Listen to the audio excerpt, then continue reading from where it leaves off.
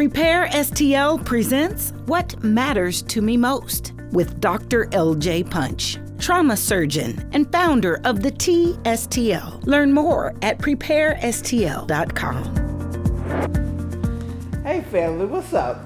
It's so good to see you. I'm Dr. LJ Punch, and we are at the T, a community of health working to reduce the impact of trauma in the St. Louis region. And today on What Matters to Me Most, I had some heavy things on my mind.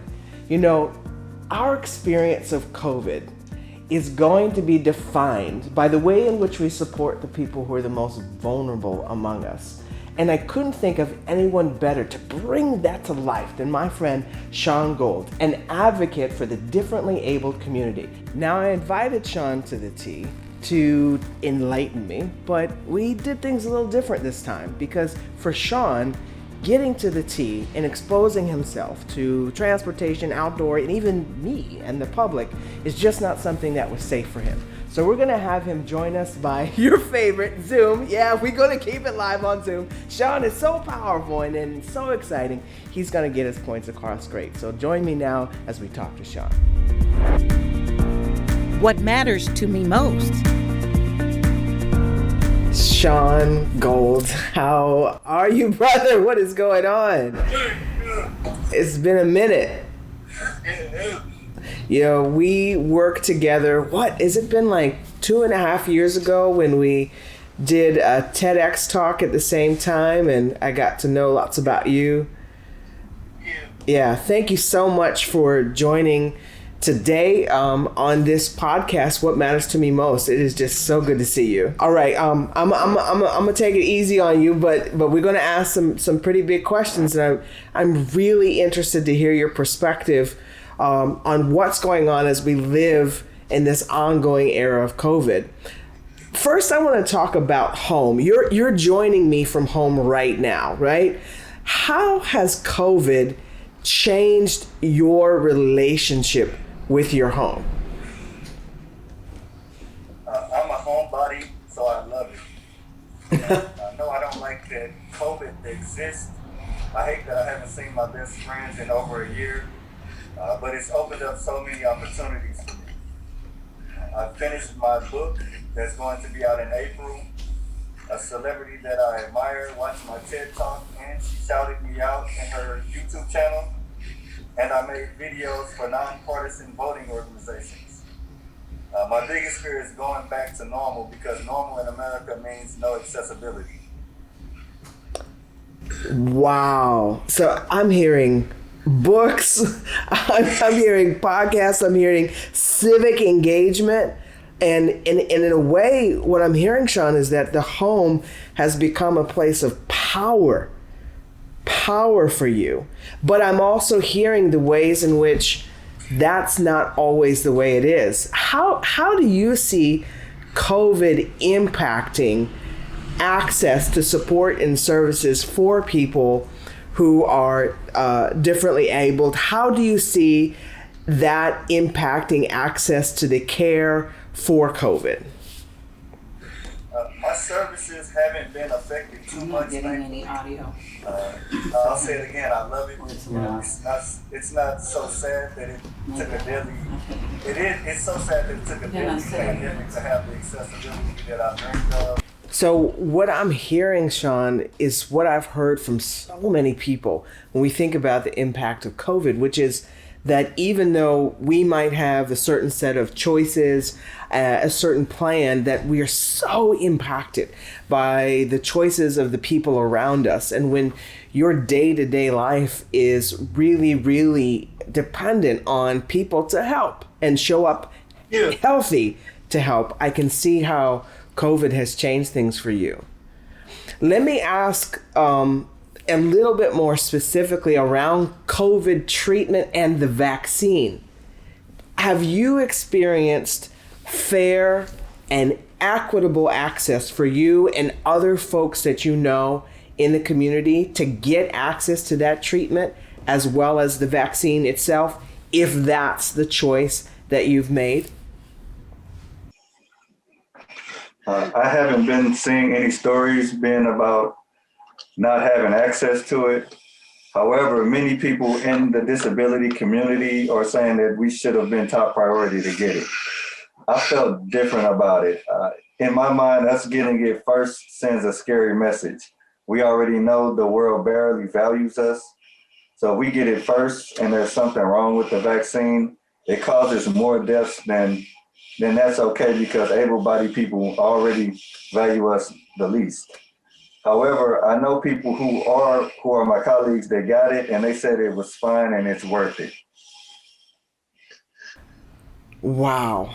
So, man, so you've got on the one hand, right, the truth that, it's not just your life, but the people who help you that are potentially bringing COVID into your home.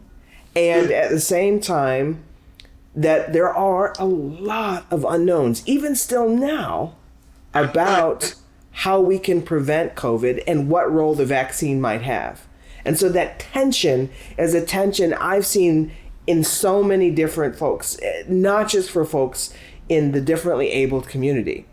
How do we balance, right? Sean, how do we balance? You're a smart guy, okay? How do we balance those personal choices that we make with the greater well-being of our community?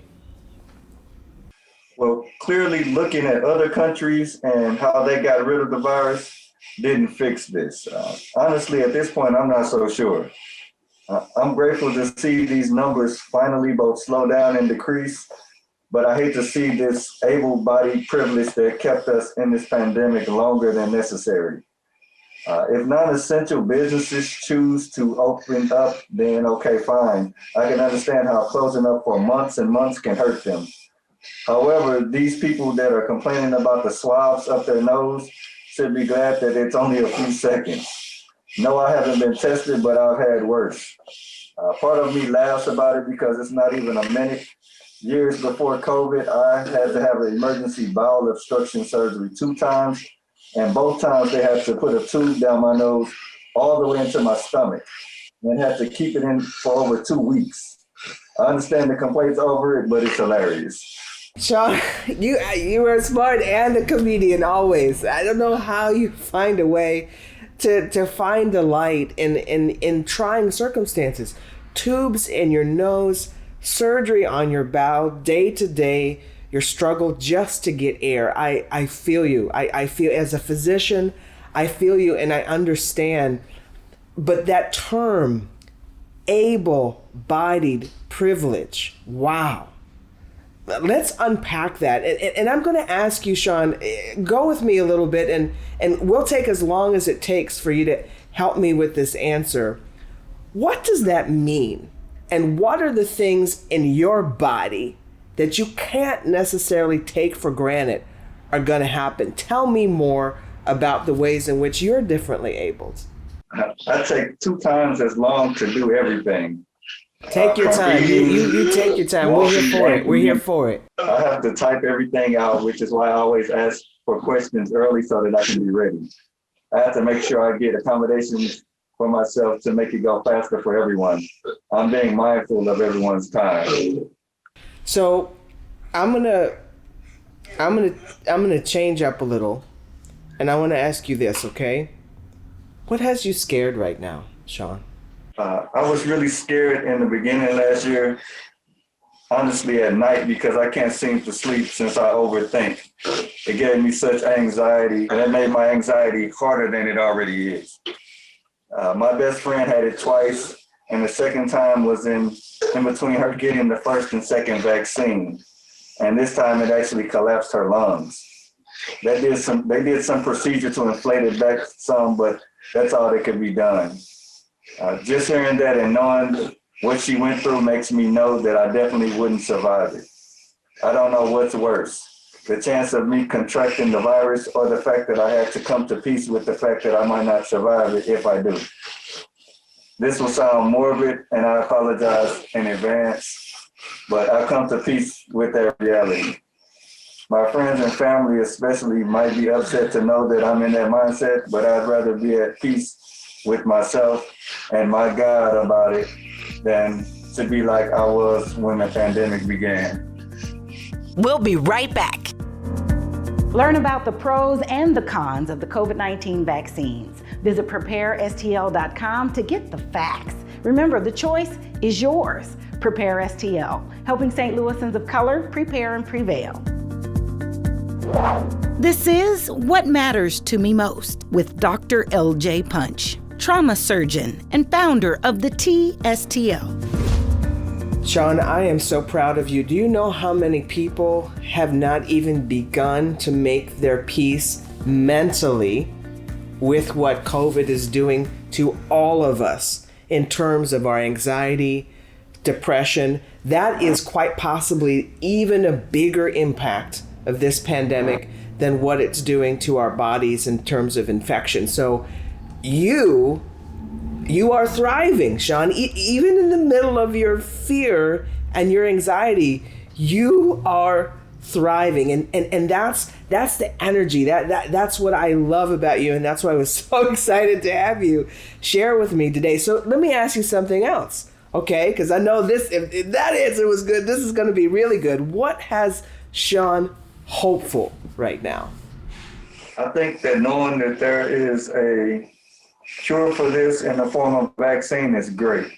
Unfortunately, the country isn't obedient enough to stay at home like other countries did. They got rid of the virus and we're still in the middle of it. So if the lockdown was too hard for people, which shows able-bodied privilege at its finest, then I have hope in the vaccines. So even something that I know you shared with me before has a lot of unknowns. For you, the benefits of the vaccine to possibly bring down the levels of virus is a point of hope, because it's going to get us back to a place where moving around and being in contact is not as problematic as it was in the beginning. However, we still probably have many, many months of this pandemic left, maybe even a year. In fact, sometimes I worry COVID is here to stay. And so it's going to be really important we continue to communicate transparently at the city, state, federal government level. Where have you seen, I can imagine what you're going to say, but where have you seen some opportunities to improve in terms of the way our country has dealt with this pandemic? It's a mess. Our local and state government are the most trusted in this pandemic, in my opinion.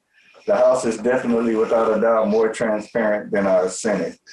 On Friday, my colleagues and I had the virtual rally where we got on Zoom 3 to 4 times, meeting with many representatives and their assistants. We discussed bills we desperately need to pass in the House and Senate, and they are critical bills for us. There's another one later this month that I've signed up to do, so I'm looking forward to that too. Sean, you in the streets, virtual rally, taking it to the government. I love it. This is what I'm talking about. This is what I'm talking about. You know, you serve your community, you serve our whole community in so many ways. How do you think the vaccine might impact the groups that you work with the closest, the ones that you hold in your heart and fight for every day? How do you see the vaccine impacting that group? I know I said that I love how everything is virtual, but I really miss my friends. We would be able to get more done in person and be actually in Jeff City more often. Being an activist or advocate also comes with being a community organizer, and we can only do so much on Zoom. Like right now, I'm organizing a cerebral palsy panel using Zoom's webinars, and to have that in person would have been great too. Also, I can't have a book release event in person next month. Hopefully in June, but that's not guaranteed. It sounds like COVID needs to go on and get out of the way for you, Sean, because you got work to do. I love it. Advocacy, writing, communicating, educating, it's everything that I love about community, and it's everything that you represent to the people that you serve. Thank you so much for taking the time to share with me. I want to say it again. I am so proud of you. Sean, it's a year later and you're here. It's a year later and you have found a way to persevere in the midst of something so unreal.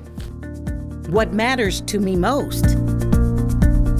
Yeah, what really moves me is that someone whose body is one of the most vulnerable bodies among us has found a way to still fight and advocate in the middle of a year that has caused so many of us to not function the way we want to function. I mean, this guy is supercharged from his home with his team of caregivers, making sure the message continues. This is an example to me of the kind of perseverance we all are going to need as we strive to thrive in the era of COVID-19. What matters to me most is a presentation of Prepare STL.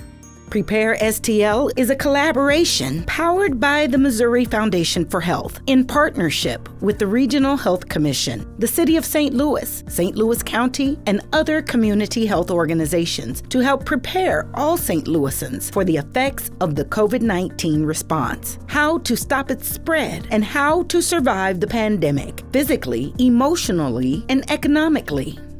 Don't miss an episode of the What Matters to Me Most podcast with Dr. LJ Punch, trauma surgeon and founder of the TSTL, for the latest conversations on COVID-19 and STL, vaccines, racial health disparities, physical and emotional well-being, and more. Download the podcast at preparestl.com or wherever you get your podcasts. Executive producer, Vector Communications. What Matters to Me Most is another positive production of Rare Gem Productions.